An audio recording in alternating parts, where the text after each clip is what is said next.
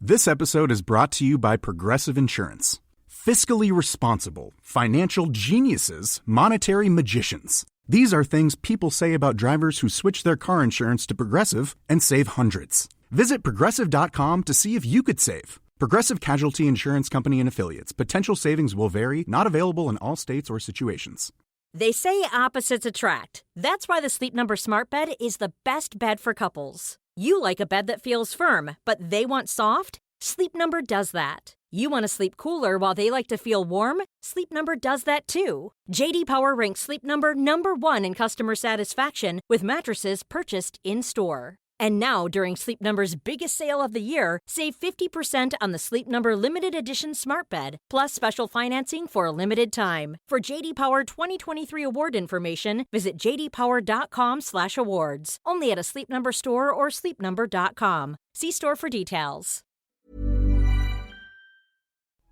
Hello, and welcome back to Season 2. Welcome to In All Honesty, the podcast where you get the honest answers you didn't know you needed. I'm Michelle Ellman, and I'm a 5-board accredited life coach, and I use my experience from this to answer all the questions that have been on your mind lately. As you might have noticed, we took a little break. I say we, it's actually just me. Me, myself, and I doing this podcast alone. There is no team, so I needed a little break to not only regroup, but to launch my second book, The Joy of Being Selfish. So as much as I've not been doing my own podcast, I have been doing countless podcasts for other people. I've been doing the rounds and talking about my book on pretty much everyone else's podcast. At one point, I think I did 10 podcast recordings in a week, so I am more practiced than ever before. But not only that, if you think I am sounding a little different, a little more at ease, a little slower perhaps, then you are not imagining it. I spent hours, many hours, recording my audiobook. And when you record an audiobook, you learn so much about recording and the way you speak. Like, for example, I found out my brain swaps out words. So if the page says 2 options, my brain will read 2 choices and say that out loud, which is either really smart or really stupid. And I'm not really sure why my brain does that, but that is something I discovered in audiobook recording. But another thing I learned in audiobook recording is I talk very quickly. And I know you guys have been saying it to me too, but I think it was the comparison between recording my own audiobook while actually listening to Barack Obama's audiobook at the same time. I am probably one of the fastest speakers in the world, and Barack Obama is definitely one of the slowest. And just having that juxtaposition made me realize how slow needs to be in order to get the message. And actually it was really important because there were moments in the book, obviously I've read my book a number of times, and so there were moments in the book where the producer was going, that's a really important point you made. If you speed up and you rush over it, people aren't going to get that point. So I've taken in some of those lessons and I'm trying to add those lessons into my podcast because obviously, whilst it's a different format, it's still important that what I'm saying comes across and you get time to understand it, let it hit and resonate with you. So I am better at talking slowly, although I am not going to promise how long it lasts for, but it's definitely improvement. Other than that, book stuff has been wonderful, and it's been great to release a book as a life coach. Like, obviously I've always been a life coach, but this is the first book where I released it and I was treated like a life coach. With Am I Ugly was such an important story, and I actually don't imagine publishing any other book as my first book because it was like the story I needed to tell at that point in my life, and it was also the story that really mattered and still does to me.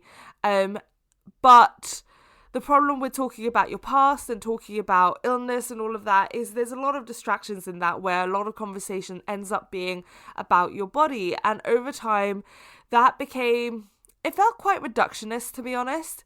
And so to have this book greeted in the way that I'm a life coach, being treated as an expert, has felt amazing. And it's not just in interviews, it's in my general career as well. And that's filled me with so much joy to just have my brain acknowledged and feel like my message of you are more than a body is finally being heard and actually reciprocated. I mean, I guess also the podcast has helped with that. The podcast is the first place where I felt like I was being acknowledged as a life coach. Or even my first place was the Monday Q&As, where people actually started realizing I was a trained life coach. But the book also really helps. In some pretty amazing news, I have currently sold more copies of The Joy of Being Selfish in a month than Am I Ugly did. And that's saying a lot considering Am I Ugly is, 2.5 years old? And The Joy of Being Selfish is, as I said, only a month old, at least on the day I'm recording this. It's not even a month. Tomorrow it'll be a month. So that's your little catch up. That's where I've been, what I've been up to.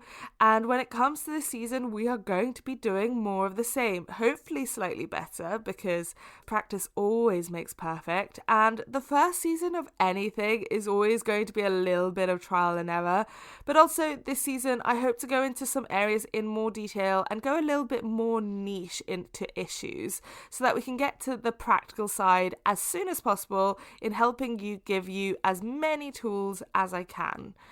So this week we are going to start heavy. We are talking about grief. It's important for people to realize that grief isn't just an emotion that exists around death. I think when we first learn the word grief, it's almost an automatic assumption that we don't realize you can grieve someone without bereavement being involved. You can grieve someone who is alive. And until last year, or maybe the year before, maybe 2019, I didn't really have the experience of feeling grief until 2020. And again, it wasn't around a death.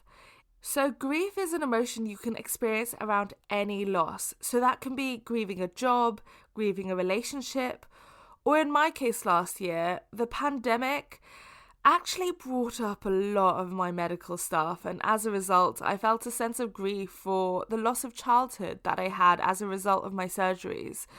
So in this episode, I want to make sure we're talking about all kinds of grief, as I believe the pandemic has actually brought out that kind of grief in everyone. We have all experienced loss in the last year, whether it's just loss of normality, loss of your job, or loss of normal life. All of that is important, and I think it's important that we highlight that in this episode. And I think we all struggle to process this topic, and I actually don't think it's helped by the fact that there's still such a taboo around the word grief, and the discomfort that surrounds it also prevents conversations from happening that need to be had. And that includes things like the fear of saying something wrong. So let's move all of that taboo and stigma out of the way, and let's get into the questions and see what you're all having difficulty with. Hi, Michelle. Thanks so much for this lovely podcast. I've been listening since the beginning, and I look forward to it every week.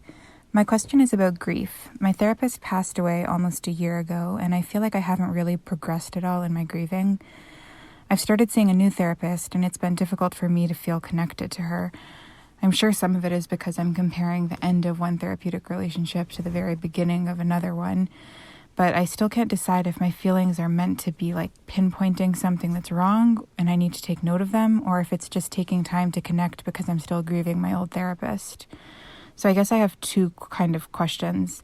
How do I disentangle the grief of losing my old therapist from my work with this new therapist so that I can start working on building this new relationship?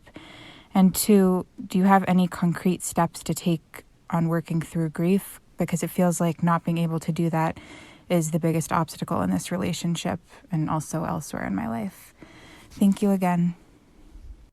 Hey, lovely. This is so tough. That therapeutic relationship is so special, and therefore it's understandable you're feeling this loss deeply. And then, of course, the relationship with your new therapist can bring up a whole new set of emotions. The first thing I want to say is that it's important to remember that you have loved someone. And I believe that a therapeutic relationship can be a loving relationship, maybe in a different format, but one that is equally important. Anytime you think of a person when you used to think of them positively is now associated with grief. So a continued feeling of grief doesn't necessarily mean you haven't processed the grief, but that the love and the grief are almost intertwined. They're attached now. So you move on with the grief. You don't move on from the grief.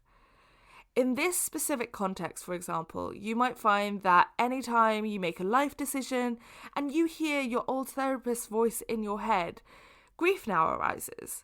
I know for myself, I hear my life coach's voice in my head all the time. It's so ingrained in every decision I make that I can almost hear what she will say before I even go to a session with her and she tells me things. Therefore, it's a very present voice in your head and probably always will be. The second thing I want to ask you is, have you given yourself full permission to actually feel this grief? Sometimes when it's a relationship, like a therapist, we almost feel not entitled to the same level of grief as if it was a loved one or a family member, because you know logically and rationally that it was a relationship where you're obviously paying, and so the dynamic is different. But it's important that you're fully letting yourself feel that.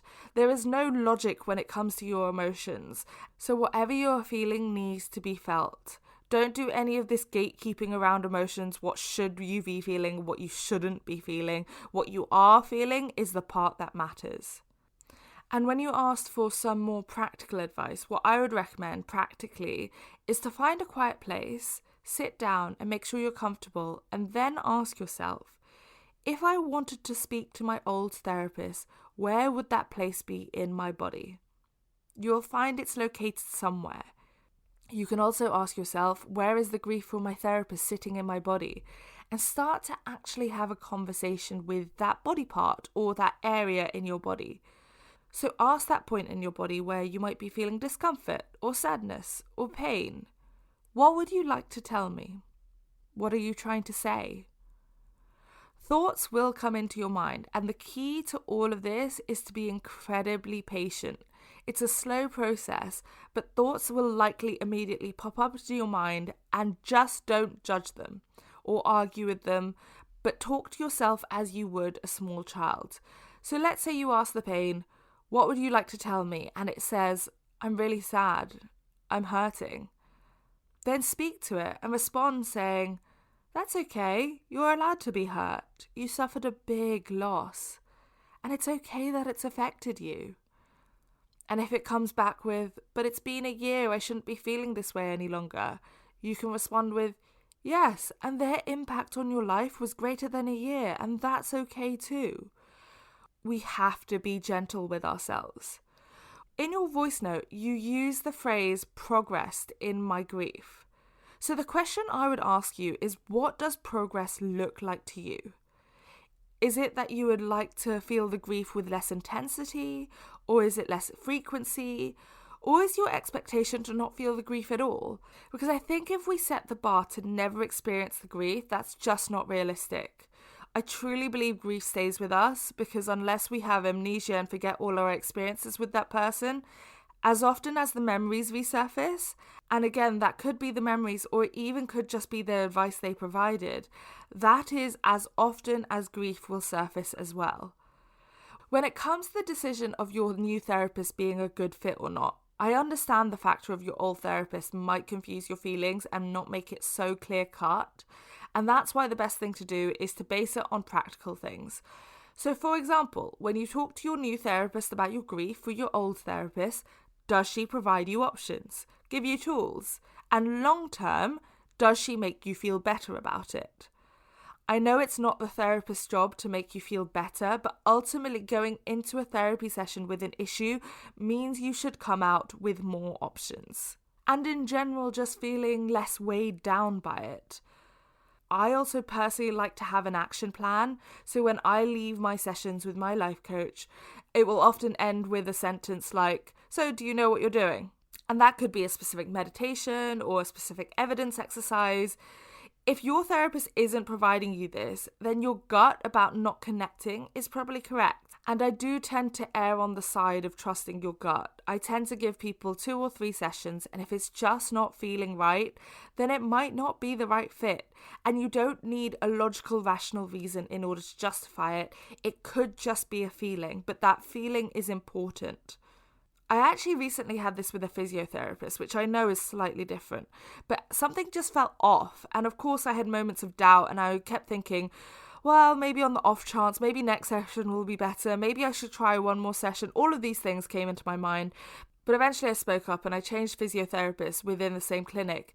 And then it was like this moment of, oh my God, why did I even doubt myself? The first instinct I had that this wasn't a right fit was right. I knew it was a bad fit. So why did I spend so much time validating my doubts rather than validating how I actually felt? Another way to figure this aspect out is to ask yourself what values you look for in a therapist and ask yourself if this new therapist feels that.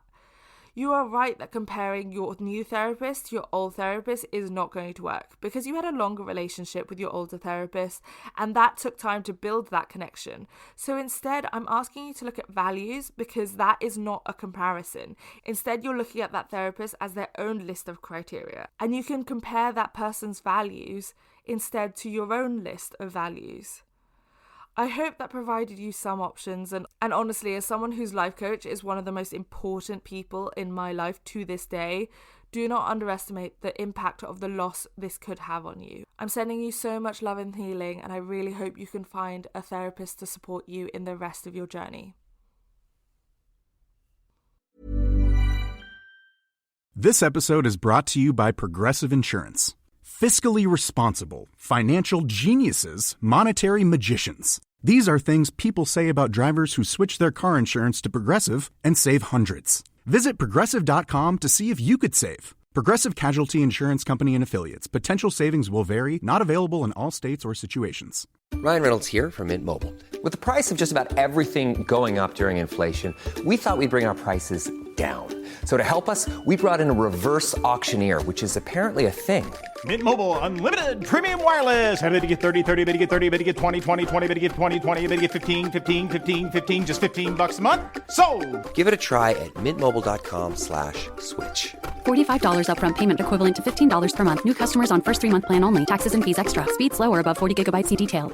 They say opposites attract. That's why the Sleep Number Smart Bed is the best bed for couples. You like a bed that feels firm, but they want soft? Sleep Number does that. You want to sleep cooler while they like to feel warm? Sleep Number does that too. J.D. Power ranks Sleep Number number 1 in customer satisfaction with mattresses purchased in-store. And now, during Sleep Number's biggest sale of the year, save 50% on the Sleep Number Limited Edition Smart Bed, plus special financing for a limited time. For J.D. Power 2023 award information, visit jdpower.com/awards. Only at a Sleep Number store or sleepnumber.com. See store for details.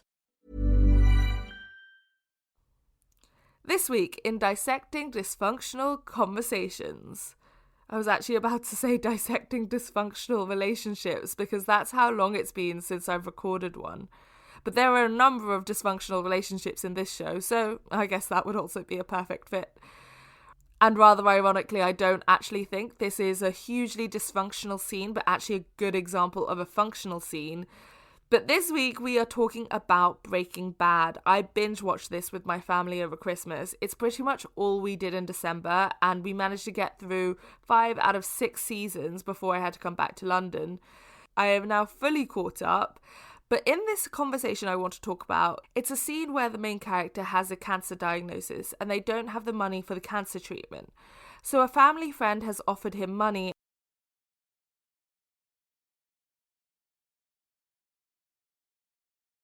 and I think ultimately changed his mind.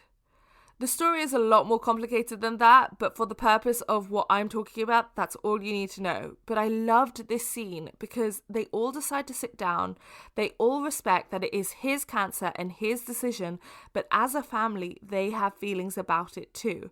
And so each person gets a chance to voice their opinions while holding a talking pillow. And I just thought it was a great scene to show you're allowed to have your feelings about someone else's decision, but you cannot control that person's decision. At one point, someone says, "What the hell are you saying?" And his wife affirms, "No, keep talking. It's your turn with the pillow. Keep talking. Say what you want to say." But the best part is with his son. So as I said before, grief doesn't just surface when someone dies, but around things like a cancer diagnosis can provoke anticipatory grief. And that is what the whole family would be feeling. And when it's the son's turn to talk, he doesn't want to talk. And when he eventually does, he simply says, "I am pissed off," in the direction of his mother. And she just responds with, "Tell him," and points to the father so that he addresses it to his father. So he says, I am pissed off to his father. And what he's angry about is he feels like his father is giving up against this cancer. And he's also angry because he's disabled and has had to go through so much medical stuff himself. And he states, "You're scared of a little chemotherapy? What if I had given up?" And as much as it probably isn't right or fair to say those things, I actually think when you create a space to let people talk freely and have their feelings about a situation, while respecting that it's his situation he is going through and that it's his cancer, but the family are also allowed to feel their feelings about his decision, that's the healthiest way you can do it. And it was all done so calmly and in a communicative way. I mean, I do understand I'm missing a huge part of the storyline here. In case you haven't seen Breaking Bad, it's about a chemistry teacher turned meth maker. So yes, lots of drugs in this show, but it's a great watch. And this conversation and this scene in particular, I just thought it fit perfectly in this episode. And it was a really good example. And sometimes I'll throw in a good example, not all dysfunctional conversations, but actually a good scene that could help more functional conversations in our life. And since we're talking about grief, this was too good to not comment on. So let's get on to the next question. Hi Michelle, I have a question about grief. So I lost my husband this summer due to illness. He'd been sick for 3 years. And we thought he was going to pull through. But he suddenly had to go in to the hospital, and a week later he died. And I couldn't be with him all the time because of the corona restrictions. I was allowed to visit, but for very short times. And the thing is that the first day he recognized me and could still speak some. And I had to go home after just being there for a few minutes because I wanted to let him rest, and I wanted the staff to do their job without me disturbing them. But I have this guilt that I left when I could still communicate with him, because he turned unconscious 24 hours later. And it just keeps coming back. And I really would appreciate your thoughts on that. Thank you, and lots of love. Thank you so much for your question, and thank you so much for sharing that. I'm so sorry for your loss. So many people are going to be experiencing the same thing after losing someone so close to you, and so you sharing your story is really going to be helping so many others. And I just want to express my thanks and gratitude for sharing that with me, and opening up so much. When someone passes, we have a tendency to want to focus on the final moments with a person. But the time you spend with a person in their final moments, or whether you're even able to be there in those final moments, isn't what matters. The whole span of their life matters. The quality time you had together, the moments you both made each other feel cared and loved for. And I truly don't believe one moment will change the fact that your husband died very much loved, very much cared for, and knowing that you loved him with all your heart. One moment doesn't discount your years of love and being there through the years. And there will be so many people in the pandemic who weren't there for the final moments. And as awful as that is, the person will know that they are loved. Your husband will know that you loved him so much with all your heart. And the only reason you left was because you cared about him. Because you cared about his health and you wanted him to get better. I don't know if this story will help you, but I've told this story a few times to friends who've had loved ones pass away, especially recently. And I've been told by a few people that it's reassuring. But when I was younger, I had a number of surgeries, and there was a moment where I flatlined and I experienced myself leaving my body and seeing my body from above. Up until that moment, I was in absolute agony. I was in the most pain I'd ever felt. And moments before that happening, that pain was still existing. But as soon as my heart flatlined and as soon as I was classed medically dead, the pain disappeared. and I experienced the greatest sense of calm that I've never been able to experience since. I can recall it even as I'm talking about it now, and it's just this overwhelming sense of calm. It was like a overwhelming peacefulness, and the reason why I'm sharing this is because if your husband was experiencing a lot of pain, was under a lot of medication, and this illness was a long illness, when you are in those stages, time gets really blurred. And I'm speaking from experience from that phase in my life, that you almost lose a sense of time. You'll have vague memories of words that were said, and you will actually remember the majority of conversations. You just won't remember the order of things, and you'll appear lucid to everyone in the room. But it's like the memories are slightly in a random order, and the length of time is hard to tell. So if your partner was in a similar stage, which obviously there's no way of saying, but they will likely not even know how long you were in the room for. They likely will have memories of you visiting and the conversation that you had. But especially if medication was involved, the length of time will not seem as important to them either. You made the best decision you could have with the information you had at the time, and you have to tell yourself that as many times as you need, because this story you have created is just hurting yourself. And I say that with all the kindness in the world, but this is a story you have told yourself. It is not the truth. The facts are, you left that day so that he could rest.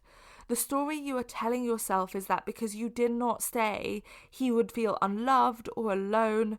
Those are my words, but I want you to find your own words to describe what story you're making up in your mind, and separate what happened from the meaning you are telling yourself. What does it mean that you left when you did? That meaning is the thing that is causing this guilt, and that meaning is the part you need to change. So I want you to go to your most grown up, most adult part of yourself and fact check this meaning. You are the only person who can do this, because you are the only person who knows how you are finishing that sentence. You do not deserve to feel this guilt, and your husband would not want you to feel that way. The way to make peace with this decision you made is to go back to that moment and talk to that version of yourself who wishes they had done differently. You have to comfort them from an outside, almost third-person perspective, and tell yourself in that moment and talk to her knowing what you know now, with the understanding that you have now, that you couldn't have known that then. I hope this provides you some solutions to help and relieve the guilt, because you truly do not deserve to hold on to this, and you really need to let the guilt go in order to be kind to yourself in the grieving process. I'm sending you so much love, and again, thank you so much for your question and being so vulnerable in your voice note. So many others will be feeling the same guilt, and your voice note will help so many people know that they aren't alone. I'm sending you so much love. This week's 3 tips are for processing your grief around death. Number 1, write a letter or send a text to that person. Sometimes it helps to actually say what you need to say to the person.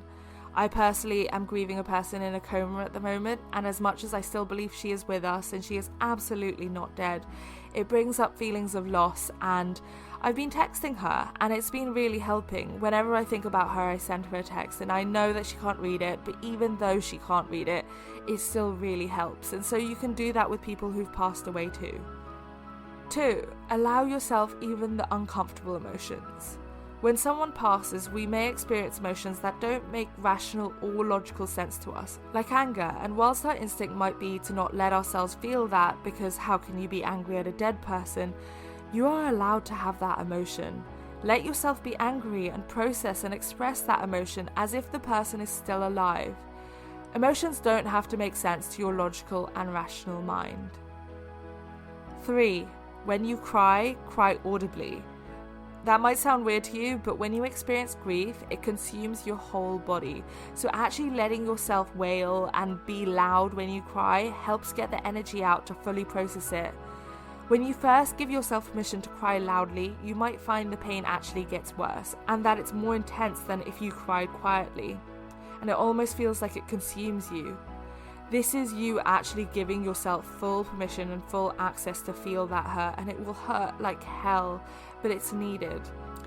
If you don't get to be alone, go do it in your car or do it in the middle of a field where no one can hear you, and just let yourself fully feel it. Some also find that surrounding themselves with comforts like blankets or curling up into the fetus position also helps. Hi Michelle. Me and my dad have always had issues throughout my childhood and even now still. I'm 23. Some of these issues have even led to a trauma of sorts on my part. And there's really no way for me to resolve the issues since they are his to fix. How do I grieve the father that I would have liked to have? And how do I deal with that trauma with my inner child? Love, Ilse. Hey there, this is such an important question because I actually don't think people realise that you can grieve a person who is still here. So just like I said, I spent some time last year grieving my childhood. Similarly, you can grieve the father you thought you had or the mother you wish you had.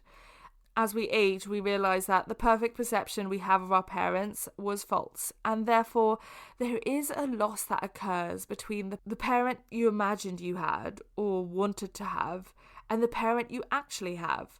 So the fact that you have identified this as a problem or something that needs healing is already so ahead of the curve.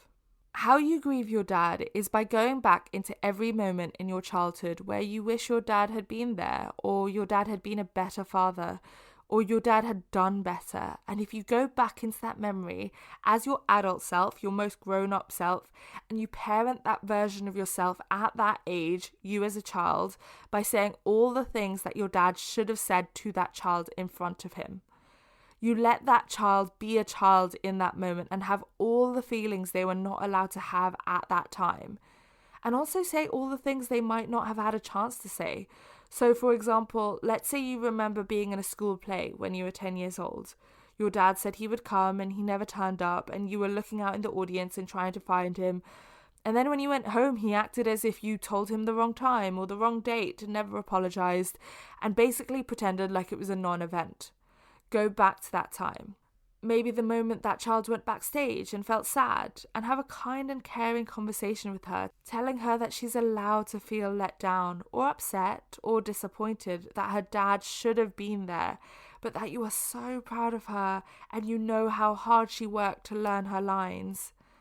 Then you might want to go back to the moment where you arrived at home. Now go into your current adult self and speak to your dad as an adult.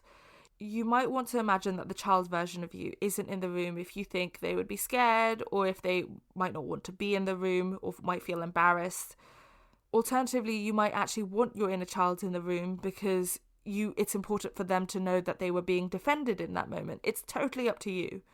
You then speak to your dad like the adult you are, telling him how unacceptable it is and whatever you want to say in that moment. Obviously, I've completely made up a situation, but you need to go through and do this with every memory that you have. And yes, it takes ages and it's painful to grieve the parent you thought you had or the parent you wish you had. But actually, that's the way to heal it. The parent-child relationship is so pivotal. So until you fully parent yourself, it's hard to move on. Whilst doing this, you might find that you need to cry or write a letter to your parent. You shouldn't send the letter because it's a very much internal process at first, and if you do want to say something, then do so afterwards and after you've healed it, especially within yourself. Because unfortunately in a situation like this, having the conversation with the person does almost put the expectation on them to say the right thing, and when you do that and they disappoint, that actually can reopen the wound and doesn't help the healing process. This is why we have to go back to those moments ourselves and reparent ourselves in the way we deserve to be parented in the first place, because that child has been let down so many times, and sending a letter to them or having a conversation with them does open you up to the same potentially happening again. This process can take months, so don't rush yourself. You also might find that after a month or so, you need a break from it. You can absolutely do it at your own speed and return to it later. Or what you might find happens is a new event happens around your dad, or a new conversation that brings up new feelings, and then that wound reopens and it gives you an opportunity to heal more familiar patterns and bring up that wounding again and do more of the healing process. But you don't have to do it all in one phase of your life. This is a lifelong journey. I'm sending you so much love and appreciation for this question. It is a great question and it is a painful process. So I'm sending you a lot of strength as well. Thank you so much for sending a voice note in.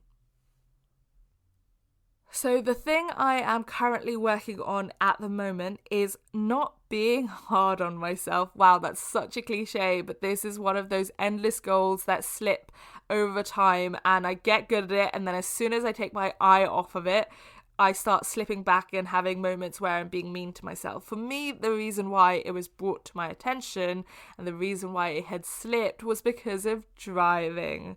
Driving is one of my worst fears, and fear and self-criticism are so connected. Fear is one of those things that really helps you regress.